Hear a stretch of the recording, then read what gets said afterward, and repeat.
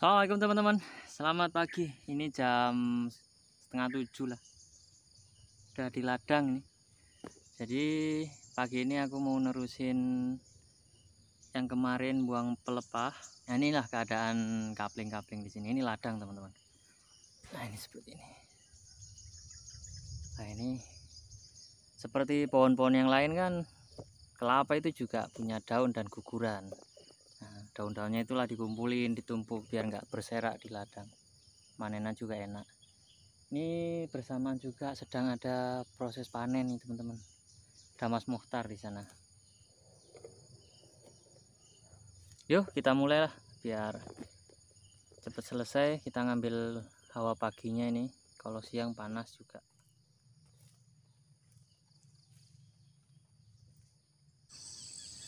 Inilah teman-teman salah satu jenis kerjaan yang ada di sini yang dilakukan oleh masyarakat sini, yaitu buang pelepah istilahnya. Ya seperti inilah, seperti yang aku lakukan ini. Jadi pelepah-pelepah yang berserak di ladang itu dikumpulin biar tidak mengganggu ketika panen seperti ini. Ini telat, ini membuang pelepahnya telat, jadi bersamaan dengan dipanen kita harus buangin pelepahnya, kasihan yang panen. Ada juga jenis kerjaan yang lain, yaitu nyulak. Nyulak itu ya ini kelapa-kelapa yang sudah dipanen seperti ini teman-teman, yang sudah dikait jatuh. Nah ini nanti dikupas, karena membawa ke PT-nya itu kita pakai kapal. Kalau dengan kulit, selain juga bobotnya, volumenya juga pun sedikit, maka itu disulak dulu di kebun. Udah dikupas menjadi kelapa batok itu yang bulat, baru itu diangkut. Diangkutnya pertama kalau dari lahan ke istilahnya di sini itu bendungan. Bendungan itu pengepul lah, pengepul kelapa. Kalau nama di sini itu namanya toke sebutannya. Bukan tokek ya, toke. Nah, ini. Ya, kalau dari sini ke bendungan sana, tempat pengepul itu kan seperti yang di videoku sebelumnya itu pakainya pompong sama barkas. Nah, kalau jalur utama ya kanal itu yang kemarin kandas itu, ya itu seperti itu kalau sedang kemarau. Apalagi sekarang di kanal utama sana itu ada yang jebol, jadi pengurangan airnya cepat sekali di sini. Nah, itu salah satu dari kerjaan di sini teman-teman. Kalau nyulak itu upah sekarang kalau ndak salah itu ya 80 atau 90 rupiah gitu per butir kelapa. Jadi kalau teman-teman bisa untuk ngupas 1000 kelapa itu sudah dapat 80.000 atau 90 sekarang. Kemarin tuh kayaknya ada kenaikan karena upah panen secara keseluruhan pun ada kenaikan dari yang awalnya 210 per butir untuk yang besar dan 200 itu untuk yang kecil. Maaf, itu harga yang baru. Harga yang lamanya itu yang besar 180, yang kecil 170. Nah itu teman-teman. Nah, ya seperti inilah pekerjaannya. Tidak butuh pikiran, cuman butuh tenaga saja. Nah ini kelapa-kelapa yang kita tes goncang, masih goncang berarti itu masih bagus. Kita sisihkan dari jaluran bakaran ini, karena nanti kita akan bakar ini teman-teman. Kita sisihkan. Kalau ada kelapa-kelapa yang udah berlubang atau digoncang itu udah ndak ada ringan, itu kita taruh aja sekalian di situ agar terbakar kan. Nah, cepat saja ini teman-teman. Ini kayaknya kalau di sini itu kalau dilihat-lihat selain ladang sayur itu paling utama itu sumber pencarian utamanya itu berkisar di kelapa teman-teman.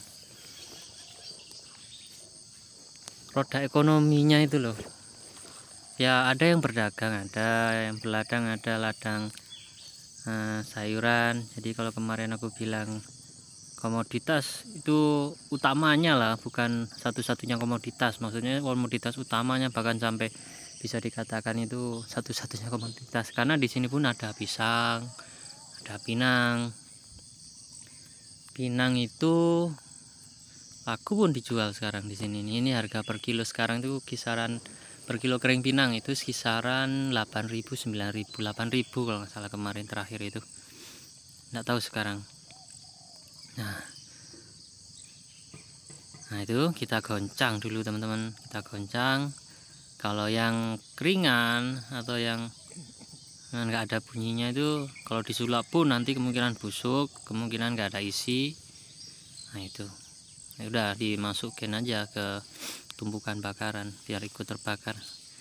Karena ada kelapa itu yang belum kering betul jatuh, itu kan masih beluluk jatuh.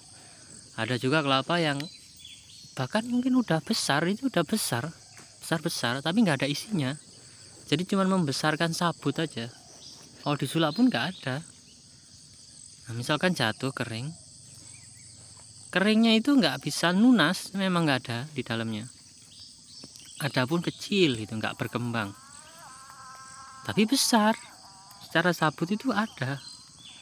Nah, itu bisa numpuk di bawah kelapa itu kalau dibiarkan, karena memang nggak diambil sama yang panen, nggak dibawa, rugi juga kita ngangkutin. Karena dari kapling itu, satu kapling misalkan 1 hektar ya, satu kapling itu 2 hektar luasnya. Itu pemanen juga tanggung jawab untuk ngumpulin dari keseluruhan pokok yang di dalam 2 hektar yang jumlah pohonnya itu 271 kalau nggak salah. Itu ke pinggir kanal nantinya setelah disulak-sulak itu. Biasanya kalau tukang panen itu membagi kapling itu jadi 2. Jadi yang setengah ke belakang itu ditumpuk di tengah-tengah, setengah ke depan langsung dipinggirkan kanal. Nah, sulaknya yang pertama antara yang tengah atau yang depan dulu terserah. Biasanya yang tengah dulu.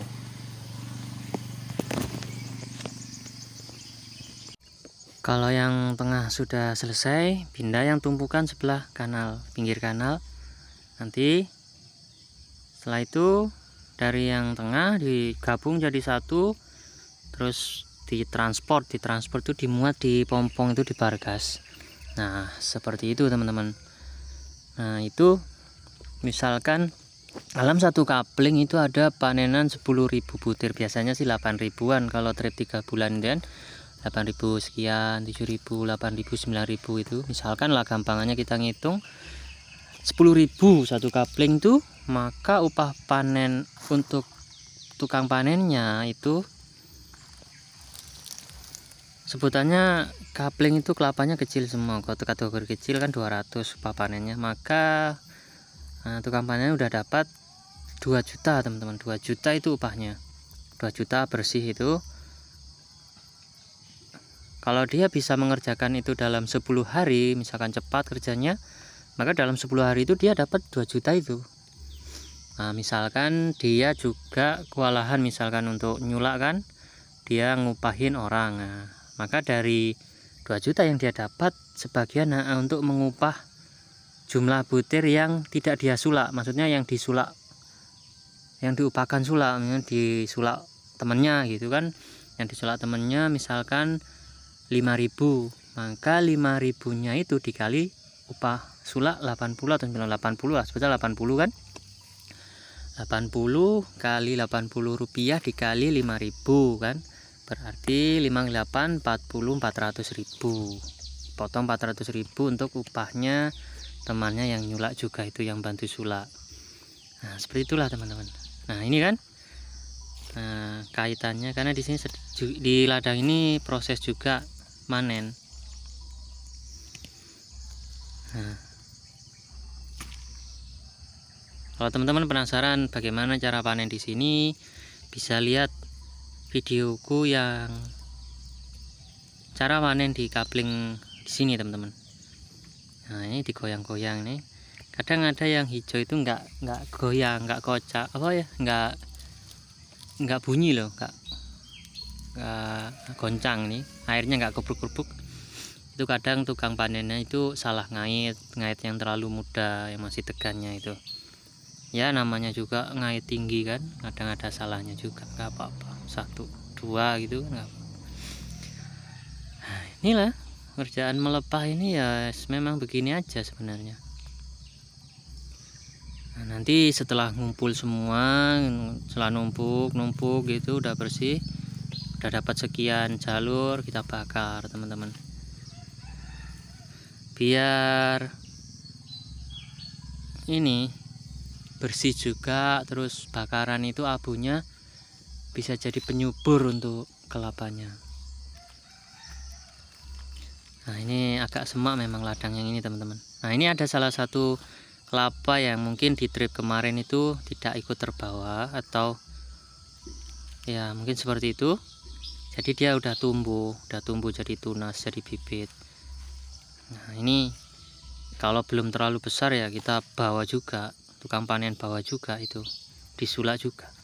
Nggak tahu harganya berapa nanti di sini, yang penting disulak juga, eman gitu kan.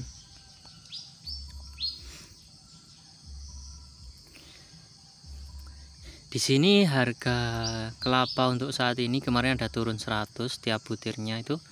Yang besar itu yang awalnya 1.900 jadi 1.800 per butir. Yang kecil di sini teman-teman dari awalnya 1.250 jadi 1.150. Nah, itulah serba-serbi ya, namanya komoditas kan, dimana-mana, bukan hanya kelapa, mungkin semua, mungkin ya padi, jagung, ini semua ada penurunan. Semua lah penurunan ini. Nah ini kita bakar teman-teman, kita bakar setelah numpuk semua kan, kita bakar. Ini tinggal asap-asap yang sana itu udah habis ini. Nah ini adalah penampakan dari kapling ke ini ladang di sini teman. Kalau di sini tuh kan ada ladang, ada kapling.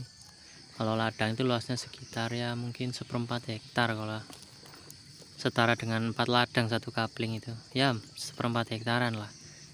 Nah seperti ini teman-teman, ketika dibakar itu pelepah kita dibakar. Nah jadi kenapa kita ambilin kelapa yang terlalu dekat kebakaran, biar nggak terbakar. Kalau masih bagus kan bisa disulap. Nah seperti ini. Ini sedang dikaitin semua. Nanti kalau sudah dikait semua pohonnya, baru diangkutin, ditumpuk untuk disulap. Nah ini besar teman-teman apinya, ini masih menggelora ya.